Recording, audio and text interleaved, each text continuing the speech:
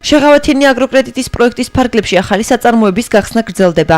8 აპრილს საქართველოს სოფლის მეურნეობის მინისტრმა შალვა ფიფიამ და სოფლის მეურნეობის პროექტის მართვის სააგენტოს დირექტორმა გიორგი ჩხეიძემ მარნეულის მუნიციპალიტეტში სოფელ დამიაგიურახში გახსნილი ახალი საზაფხულო მეურნეობა დაათვალიერეს და ბოსტნეულის წარმოების პროცესს ადგილზე გაეცნენ. სოფლის მეურნეობის მინისტრთან ერთად საზაფხულო მეურნეობა მარნეულის მუნიციპალიტეტის გამგებელმა მერაბ თოფჩიშვილმაც დაათვალიერა. შეღავათიანი აგროკრედიტის პროექტის დახმარებით ინდმეწარმე აბას მუსავებმა 240,000 ამერიკული დოლარის ოდენობის სესხი აიღო და ახალი სასათბურე მეურნეობა მოაწყო. აღებული კრედიტის 13%-იანი საპროცენტო განაკვეთიდან 12% სოფლის მეურნეობის პროექტის მართვის სააგენტო დააფინანსებს. შესაბამისად, მეწარმემ მხოლოდ წლიურ 1%-ს გადაიხდის. წარმოება წელიწადში 300-400 ტონა ბოსტნეულს შეადგენს. სათბურში დასაქმებულია 50 ადგილობრივი მცხოვრები. შეღავათიანი აგროკრედიტის პროექტი 2013 წლის 27 მარტს დაიწყო და უკვე 1 წელია წარმატებით მიმდინარეობს. როგორც მოიხსენებათ, იმ მრავალი პროექტიდან, რომელსაც სოფლის მეურნეობის სამინისტრო ახორციელებს ბოლო წელიწადების განმავლობაში, ერთ-ერთი არის შეღავათიანი აგროკრედიტის პროექტი. ამ პროექტის ფარგლებში დღეის გამარჯვებით თელეფონების მასშტაბით 14,000-ზე მეტ სესხებელზე არის 318 მილიონ ლარზე მეტი გაცემული. ამ პროექტის მნიშვნელოვანი ნაწილია მესამე კომპონენტი, რომელიც გათვალისწინებულია გრძელვადიანი ინფრასტრუქტურის პროექტების დაფინანსებაზე, საწარმოების დაფინანსებაზე და სწორედ ასეთ ახალ საწარმოში ვიმყოფებით ახლა. ეს არის სათბური 1,7 ჰექტარ ტერიტორიაზე, თანამედროვე ტექნოლოგიებით შექმნილი სათბური. თავისთავად ეს არის მაღალი ღირებულების პროდუქცია, რომელიც ჩაანაცვლებს მნიშვნელოვნად იმპორტს და შეძლებს, რომ ქართული ბაზარი მოამარაგოს 400 ტონა ბოსტნეულით, კერძოდ პომიდრისა და კიტრით. თავისთავად ასეთი ტიპის პროექტები არის უმნიშვნელოვანესი იმისთვის, რომ მოხდეს ხარისხიანი ადგილობრივი წარმოების განვითარება, იმპორტის მნიშვნელოვანი ჩანაცვლება და ქართველი მომხმარებლისთვის ხარისხიანი პროდუქციის მიწოდება. სათბურის დაფინანსება სოფლის მეურნეობის შეღავათიანი აგროკრედიტის საფუძველზე განხორციელდა. ჩვენი რეგიონისთვის სასიცოცხლო მნიშვნელობის არის გარდა იმისა, რომ ვითარდება სოფლის მეურნეობა, ადგილობრივი მოსახლეობის დასაქმებაც ჩვენთვის პრიორიტეტს წარმოადგენს. დღეს ჩვენ ვიმყოფებით ერთ-ერთ იმ საწარმოთაგანში, რომელიც შეღავათიანი აგროკრედიტის ფარგლებში შეიქმნა, ახალი საწარმოა შექმნილი, ასეთი საწარმო ამ პროექტის ფარგლებში უკვე 70-მდეა შექმნილი.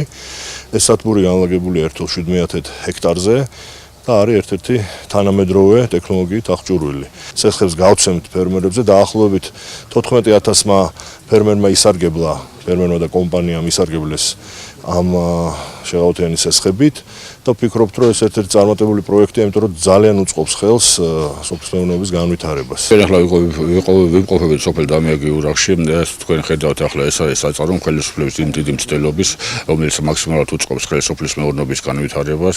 აღნიშნული საწარმო და აწყობილი ეფიანი კრედიტის ფარგლებში და ეს ხელში უწყობს, რა თქმა უნდა, რეგიონის საკმაოდ განვითარებას. დღეს სათბურში სოფლის მეურნეობის მინისტრი გვესტუმრა, ამით ძალიან კმაყოფილები ვართ. ჩვენ თითოეული პომიდრის ძირი სათითაოდ ჩამოვიტანეთ თურქეთიდან და ისე გავახარეთ ამ სათბურში. პირველ ეტაპზე 300-400 ტონა მოსავალს ველოდებით. მომავალში კი უფრო მეტის იმედი გვაქვს. შესაძლოა აღდგომის დღესასწაულზე უკვე პირველი მოსავალიც მივიღოთ.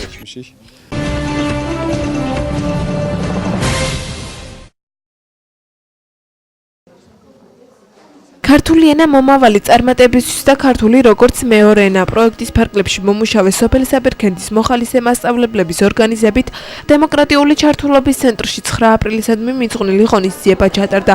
ღონისძიების პირველი ნაწილი 9 აპრილის ისტორიაზე პრეზენტაციას დაეთმო, ხოლო მეორე ნაწილი ღონისძიების მონაწილეების ქუჩაში ბაღით მსვლელობას და 9 აპრილის სიმბოლოს ტიტების მოქალაქეებისთვის დარიგებას მოიცავდა. ღონისძიების მოწყობის ინიციატივით საბერქენდის ნომერ 1 საჯარო სკოლა გამოვიდა. თუმცა მასში ქვემო ქართლის სხვა სკოლებიც იყვნენ ჩართულნი. დღეს შევიკრიბეთ მარნეულის დემოკრატიული ჩართულობის ცენტრში, სადაც ვატარებთ ღონისძიებას 9 აპრილის ხსოვნისადმი მიძღვნილ საღამოს. ინიციატივით გამოვიდა საბერქენდის სკოლა, რომელშიც ჩაერთნენ სხვადასხვა სკოლის მოსწავლეები ქვემო ქართლის მასშტაბით. იგეგმება აქცია, ქუჩაში მდუმარე აქცია და მცირე პრეზენტაცია, რომელსაც წარადგენენ საბერქენდის სკოლის ნომერ 1 საჯარო სკოლის მოსწავლეები. დღეს ქართველი ხალხის გარდაიცვალა, რომელიც რამდენიმე წლის წინ გარდაიცვალა იმისი დღეა. და ყველასთვის ძალიან ჩვენი სკოლა გაგეთე პრეზენტაცია ამის შესახებ.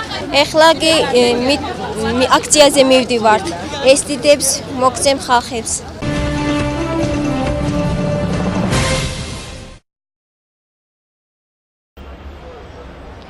პროფესიული განათლების ფესტივალი 2014, კულინარიული ნამუშევრები, ნახატები, ხელნაკეთი ნივთები, ფილარმონიის შენობამ პროფესიული განათლების ფესტივალს უმასპინძლა. გამოფენაში საქართველოს სხვადასხვა რეგიონში არსებული სასწავლო დაწესებულებები მონაწილეობდნენ. პროფესიული განათლების ფესტივალი პირველად 2013 წელს ჩატარდა. ორგანიზატორები გეგმავენ ღონისძიებას ყოველწლიური სახე მიეცეს.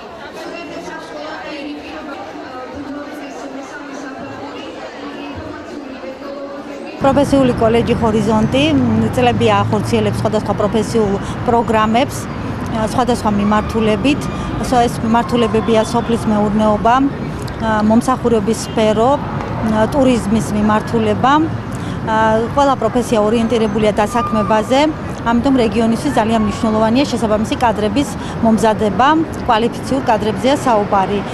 უკვე მეორე წელია, როგორც მოგეხსენებათ, მიმდინარეობს ესეთი ფესტივალი პროფესიული განათლების პოპულარიზაციის თვალსაზრისით. ჩვენ მონაწილეობთ ამ ფესტივალში. ვთვლით, რომ ეს ძალიან მნიშვნელოვანია, რომ კიდევ უფრო პოპულარიზაცია რომ მოხდეს პროფესიული განათლების.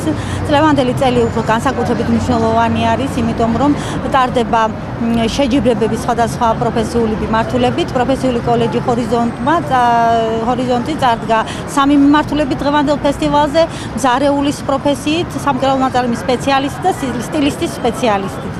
დღეს ტარდება პროფესიული სასწავლებლების ფესტივალი, გამოფენა. ეს უკვე მეორე წელია რომ ტარდება, შარშანაც იყო. შარშანაც გრანდიოზული იყო, მაგრამ წლევანდელი ფესტივალი ალბათ ყველანაირ მოლოდის გადააჭერბა წლევანდელმა ფესტივალმა. ძალიან ბევრი ხალხია დაინტერესებული, ახალგაზრდობა არის დაინტერესებული და მე მგონი ეს ძალიან კარგი მომენტია, ხო? არა, სახელობის სასწავლებლები ხელობით რო არის ადამიანები დაინტერესებული, ახალგაზრდობები განსაკუთრებით ისეთ ასაკში, სადაც ცოტა ისეთი სათუთები არიან და მე ვფიქრობ ძალიან კარგი ღონისძიება არის, ეს არის ფანტასტიკური ღონისძიება, რაც განათლების სამინისტროს მეშვეობით ჩატარდება.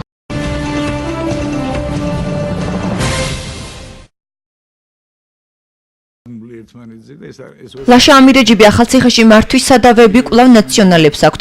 ახალციხეში არ არსებობს ქართული ოცნების შტაბი, იქ ნაციონალური მოძრაობიდან გამოქცეული ადამიანები არიან. აცხადებს სახალხო კრების წევრი ლაშა ამირეჯიბი.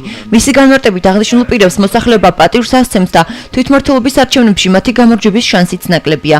ამირეჯიბი სამცხე ჯავახეთის სახელმწიფო უსაფრთხოების სააგენტოს უფროსის თანამდებობაზე დავით ლომიძის დანიჩვაზეც აპროტესტებს. მისი განმარტებით ლომიძე რეგიონში ხისტი ქმედებებით გამოირჩევა. ახალციხეში არ არსებობს ქართული ოცნების შტაბი, მე ვთქვი კიდეც რომ იქ არის ნაციონალური მოძრაობის შტაბი და ნაციონალური მოძრაობიდან გამოქცეული ადამიანების შტაბი. ეს ადამიანები ვერ მოიგებენ არჩევნებს, იმიტომ რომ არჩევნების მოგება უნდა იცოდე, არჩევნები უნდა იცოდე და კიდევ უნდა კონდეს ავტორიტეტი რომ მოიგო არჩევნები. გარდა ამისა, აქ პირდაპირ არის თავიდან ფეხებამდე ჩაფლული ბატონი დავით ლომიძე, რომელიც გახლავთ სამცხე ჯავახეთის სუსის უფროსი და გაურკვეველია ჩემთვის არის რა უნდა რატო ერებიან ეს ადამიანები ასე ვთქვათ პოლიტიკაში მათი ფუნქცია არის სულ სხვა მათი ფუნქცია არის სიმშვიდე დაამყარონ მშვიდობა დაამყარონ რეგიონში განსაკუთრებით როგორიც არის სამცხე ჯავახეთი და მათ სხვა ფუნქცია აქვთ